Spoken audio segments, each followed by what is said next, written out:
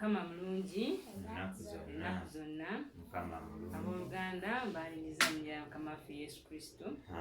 Nebaza Mukama atuwadde omukisa okujja okusinza lunaku luno olwa Ssabbiiti. Ate mu ngeri ey'enjawulo ne lubanga olunaku lw'abakyala mu kkanisa. Amiina. Kale kirungi nnyo. Abakyala Mukama atuwadde obubaka nga bw'abuwadde eri buli muntu. Abuwadde abaana, abuwadde abavubuka, abazeeyi, n'ate mu ngeri enjawulo naffe abakyala Mukama atuwadde obubaka obw'okutegeeza abantu ku mawulire aga Kristo Yesu anaatera okudda. Amiina. Era olwaleero ffe abakyala tulina omutwe nga gugamba nti come see the Saviour of the world. Nti jangu olabe omulokozi w'ensi. Omulokozi waki? W'ensi. Nsaba twewombeeke olw'okusaba. Mukama tukwebaza olw'ekirabo eky'obulamu ky'otuwadde. Tusaba ojje obeere wamu naffe, otuyigirize Mukama, otuwe okulaba, ate bwe tukulaba Yesu tuwe ate n'okuyamba abalala okulaba mu ngeri y'ekyamagero, mu ngeri y'ekitalo. Olwo Mukama weeteekereteekere ejje eddene erigenda okusisinkana bw'oli okumaliza obwakabaka bwo. Bwetyo tusabe nga twebaza mu linnya Yesu Kristo Mukama waffe.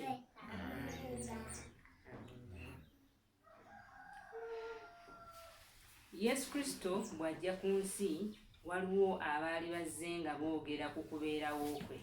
Era omu ku abo abaali bayogedde ku kubeerawo kwa Yesu Kristo yali Yokaana Omubatiza. Yokaana Omubatiza yali alina abayigirizwa be, naye babiri ku bo kwaliko Andrew ne muganda we yali Simon. Kale olumu Yesu Kristo yali atambula, Yokaana n'amulengera. Bw'amulaba, ebigambo ebyo tubisanga mu kitabo ekya Yokaana essuula esooka. Saba tuwulize ku nnyiriri zino eno. Olunyiriri olwa 34 lugamba nti nange ne ndaba ne ntegeeza nti oyo ye Mwana wa Katonda. Olunaku olwaddirira nate Yokaana yali ayimiridde n'ab'oku bayigirizwa be babiri, n'atunuulira Yesu ng'atambula, n'agamba nti laba omwana gw'endiga gwa Katonda. Abayigirizwa abo ababiri ne bawulira ng'ayogera, ne bagoberera Yesu. Yesu n'akyuka n'abalaba nga bamugoberera, n'abagamba nti munoonya ki? Ne bamugamba nti Labbi, amakulu gaakyo bwe kitegeezebwa nti omuyigiriza osula wa? Omuyigiriza okola ki? Osula wa. Era awo wagenda kubaawo ekyokuyiga kinene. Olwaleero osula wa? Nze nsula wa? Omuntu bw'akubuuza nti osula wa, kibuuzo kinene. Kitegeeza aba ayagala ategeere. Omuntu ono tuyinza okuba nga tusisinkanye olwaleero, naye singa mba neetaaze okuddamu okumulaba enkya oba olunaku olulala, kinneetaagisa okumanya wa gy'akola ki? Gy'abeera. So okumanya abantu gye babeera kinsonga nkulu nnyo. Kitegeeza tuba twagala okweyongera okutegeera ebibakwatako. Kitegeeza tuba twetaaga, bwe baba nga balina obuyambi bwe babadde batuwa, tuba tujja kwetaaga okwongera okufuna obuyambi obwo. Senga abadde musawo oba oliawo n'ansanga nga nfunye akabenje, n'ampaako first aid oba obujjanjabi obusooka, naye nga nja kwetaaga okufuna obujjanjabi obuki obulala, mubuuza ti nnyabo musawo oba ssebo ye okolera wa? Kati bwe ntegeera ekifo ekyo kitegeeza senga mba nnyina obuyambi bwonna obubuzibu bwonna mba nsobola okukola ki? Okugendayo. So n'abayigiriza baneeno ababiri abaali abayigiriza ba Yokaana, omu yayitibwa Andereya, beyiba baabuuza nti asula wa Yesu? Katuulize mu nnyiriri zino eno mu bwangu olw'ebirala ate bye tulina okwogerako. Yesu n'akyuka n'abalaba nga bamugoberera, n'abagamba nti munoonya ki? Ne bamugamba nti Labbi, awo twali tumazeewo. N'abagamba nti mujje munaalabawo. Ne bajja ne balaba waasula, ne basula ewuwe olunaku olwo. Obudde bwalinga ssaawa ya 10. Andereya y'omuyigirizwa gwe twali twogerako, muganda we Simon Peetero y'omu ku bali ababiri abaawulira Yokaana ng'ayogera ne bamugoberera. So tulaba Andereya ne Simon Peter, abayigirizwa abo bwe baalaba Yesu bye yali ayogera, amawulire amalungi ag'okwenenya ag'okulokolebwa, ne bamubuuza ssebo osula wa? Lwaki bamubuuza? Kubanga baagala okwongera okumutegeera, baagala okwongera okulya ku kigambo kya Katonda, baagala okwongera okukola ki? okuyigirizibwa. Olwaleero gwe nange bwe tubeera nga tuli mu bantu, abantu basobola okutubuuza wa gye tusula, abantu basobola okubuuza ssebo okolera wa, basobola okubuuza ebiseera ebisinga obimalira wa, basobola okujja okweyongeza ebyo ebirungi bye bakulabyemu. Mukama atubeere ffenna tusobola okubeera nti abantu basobola okutubuuza wa gye tukola ki, wa gye tubeera oba wa gye tusula.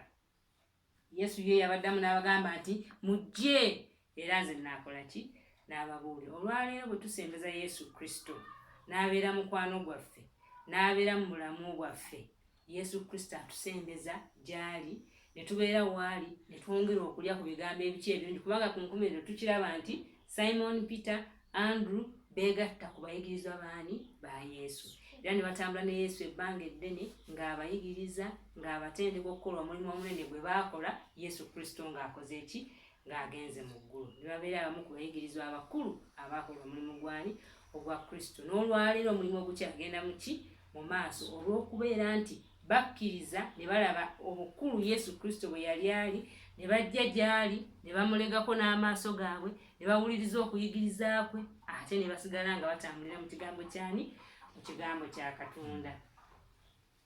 Olwaleero tugumiza olunaku olw'abakyala nga tugamba nti jangu olabe ebiki ebikulu Yesu Kristo byakoze. Kituufu tusookeddeeyo ku bayigirizwa abo, naye waliwo emboozi endala gye tugenda okulabako olwaleero. Emboozi eyo si ndala, y'emboozi gye tumanyi obulungi, nga tugenda kugisanga mu kitabo ekya Yokaana, enjiri ya Yokaana essuula 4. Emboozi eyo eyogera ku mukyala otumanyidde ddala obulungi ayitibwa omukyala Omusamaliya.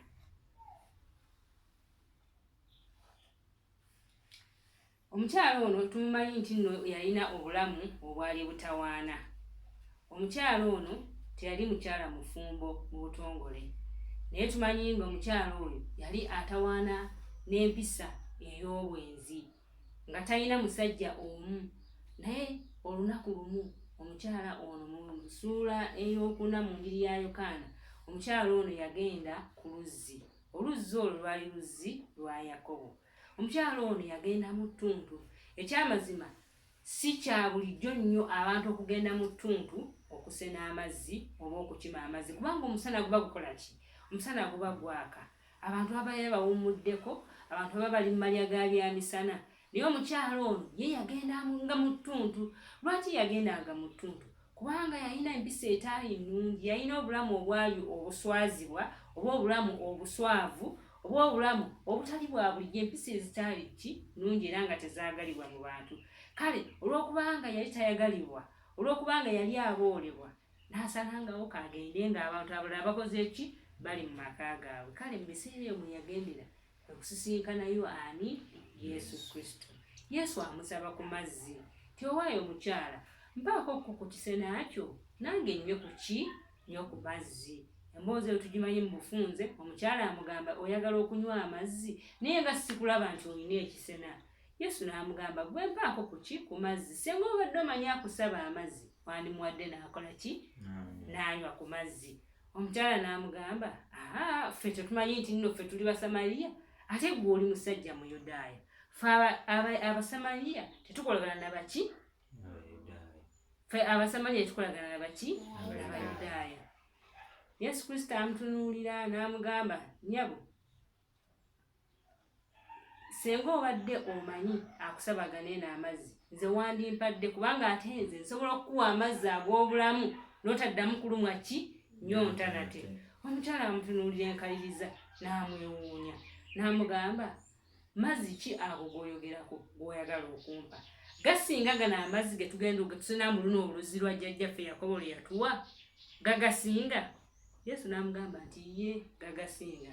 Kikale gampe nneme okulumwa ennyonta nate, ate nneme n'okubeera nga ntambulanga buli lunaku, leero mu ttuntu, olw'eggulo jjo n'ejjuuzi nzijjenga okukima amazzi. Yesu naye kwe kumugamba kale genda oyite ani? Genda oyite balo, genda oyite omwami wo. Ekyamazima ekibuuzo ekyo kyali kizibu nnyo, naye ate ekibuuzo ekyo kyali kiyambako okusumulula omukyala ono obulamu bwe. Era omukyala kwe kuddamu mazima n'agamba sirina baze, siina ki siina baze kubanga kitegera omukyala ono ngeri gye tugambye nti obulamu bwe bwali buzibu bwali bubi bwali bulamu bwa bwenzi yalinga atwala basajja baani babanne kale kwe kuddamu mazima n'agamba sirina ki ne Yesu n'amugamba nti oyogedde buki oyogedde mazima era omukyala mu kafuba awo ne boogeraganya ne Yesu omukyala ono kwe kulabira ddala nti Yesu ono mulokozi Yesu muki omukyala yalekaawo ekisena kye ejjaga ye yali esena mu luzzi n'agirekawo n'agamba ssebo kaŋŋende mu kibuga ntegeeze abantu bajje balabe era gwekyokuyiga kyaffe okugamba nti come and see the Savior of the world. Njagala ffenna tuddemu come and see the Savior of the world. Jangu olabe omulokozi w'ensi. Bannange omukyala ono ekyo ekyamusindika okugenda ayita abantu bwali bujjulirwa ku bulamu bwe. Yesu Kristo bw'amala okwogera naye n'amwebikkulira n'abikkula n'obulamu bw'omukyala ono omukyala alabanga alina kugenda bugenzi ategeeze abantu abalala nti nze mpulira nga ntikkudde. Omukyala ono ebiseera ebisinga abantu babeera mu mbeera enzibu mu mbeera ez'ebizibu mu mbeera ez'ekibi baba n'emigugu baba n'emiki baba n'emigugu tuba n'emigugu buli lwenkola ensobi mbeera n'omugugu nga gundiko nga gummenya naye bwe neeyanjuluza eri Yesu n'aguntikkula n'ampa amazzi ag'ekigambo kye amazzi agasonyiwa agazza obujja nfuna amaanyi obujulirwa bwange bw'okubeera nti nsonyiyiddwa ziziddwa bujja bwe bumpa amaanyi ne ngenda ntegeeza abantu abalala nti bannange mujje mulabe Yesu muleke okumenyeka mwetikkula emigugu mujje eri Yesu kubanga agenda kubawammuza agenda kubawa amazzi agenda kubawunya ennyonta. Olwaleero owooluganda simanyi kyotawaana nakyo naye ng'omukyala ono omusamaliya ng'omaze okutegeera Yesu ti Yesu Kristo mulokozi wansi Yesu Kristo aliwo okutubulula mu mbeera ey'ekibi mu mbeera embi mu mbeera ey'ebizibu ne tujja gy'ali tulina okukkiriza nti Mukama oli w'amaanyi Mukama Katonda osobola Mukama Katonda olongoosa Katonda alongoosa.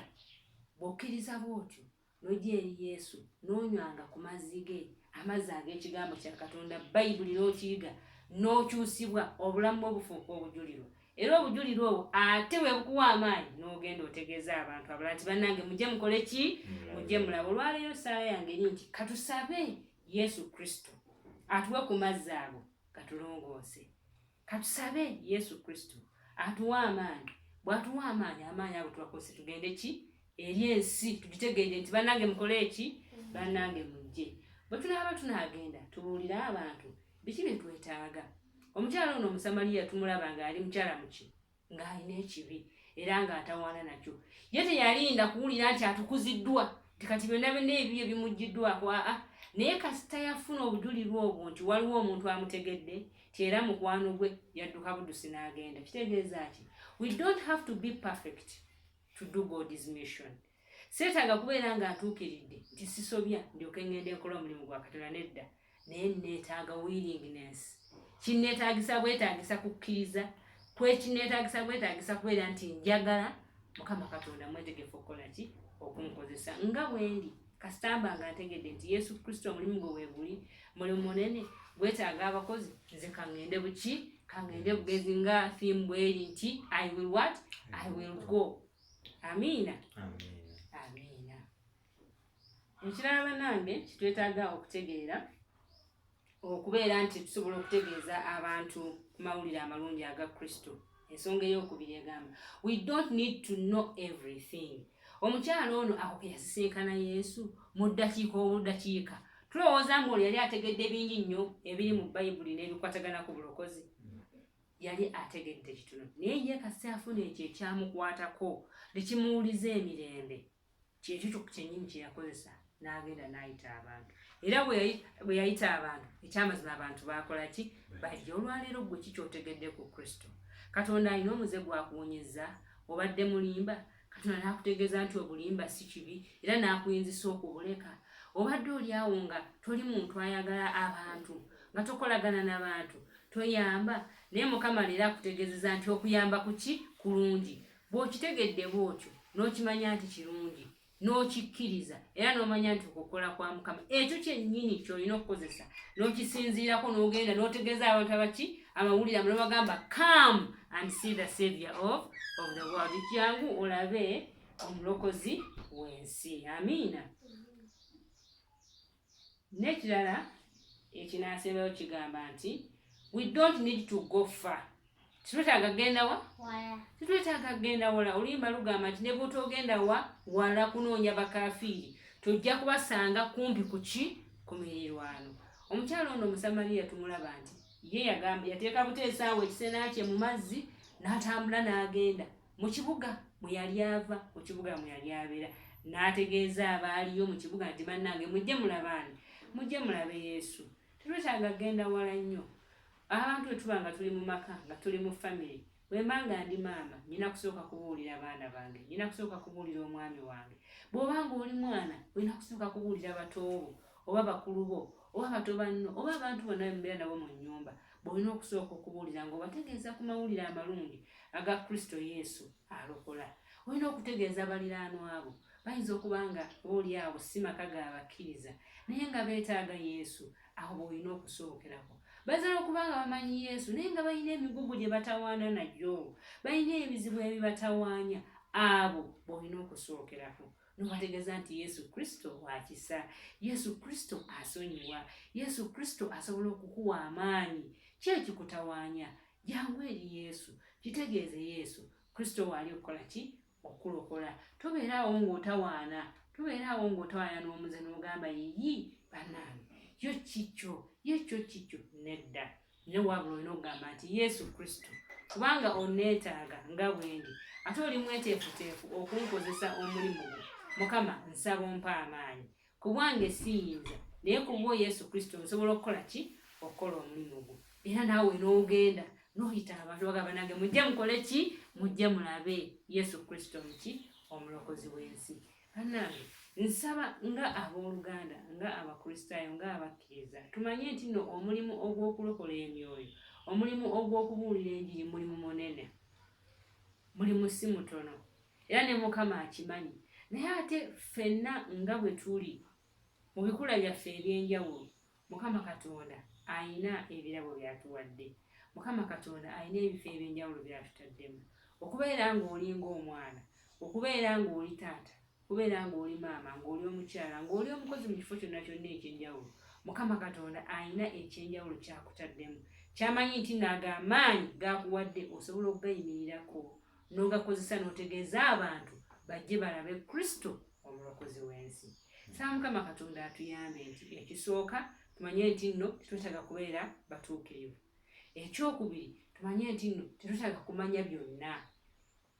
Ekyokusatu era ekisembayo tumanye nti nno Mukama Katonda tatwetaaza kugenda wala nnyo, kuba senga buli muntu waali akolerawo omulimu, buli muntu waali ayita abantu n'abaagazisa Kristo, n'ababuulira obulungi bwa Kristo, n'abayamba okwetikkulako emigugu egibamenya n'egibagaana okujja mu kkanisa okusinza, egibagaana okwetwalira Kristo ng'omulokozi waabwe, ensi yonna egenda kutegeera ku Kristo.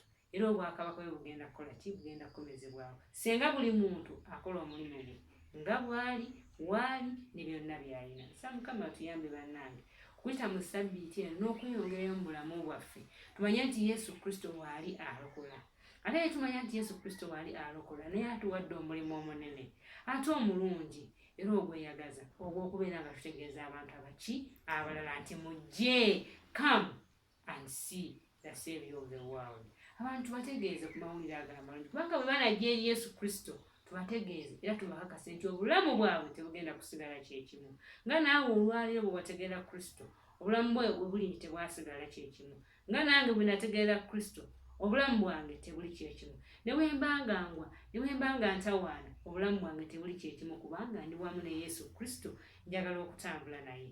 Abali wano eno nga muwulira nga nammwe mwagala mutambule ne Yesu Kristo, ababeere, abawa amaanyi, abawanguzise, naye n'ekisinga mu byonna abawa obusobozi obugenda muyite abantu abalala okudda eri Yesu. Bannange muwanike ku mikono. Era nsaba twewombeeke n'emikono egyo nga gye giri tusabe Yesu Kristo atuwa amaanyi atukozese tukole omulimu gwe tutegeeze abantu abalala nti bajje balabe Yesu. Amiina. Let us pray. Thank you, Lord, for the gift of life. Weebale Mukama olw'ekirabo eky'obulamu ky'otuwadde, otugambe tutugende tuyite abantu bajje balabe Yesu. Gwe yatuwa omukisa etukulaba, Mukama tusaba ate naffe otukozese tusobole okutuuka eri abantu abalala bangi nga tumaze okukutegeera nabo tubategeeze bajje bakulabe. Olwo nno bwekityo Mukama olyoke weeteekereteekere ejje eddene eryeteeseteese okusisinkana buno olw'okumezaawo obwakabaka bwo. Tusaasire otusonyiwe Mukama okwonoona kwaffe kwonna, naye wabula otulongoose, otutukuze era otunaaze, otuteeketeeke olw'okukola omulimu gwo n'okukusisinkana mu linnya lya Yesu Kristo Mukama waffe. Amen.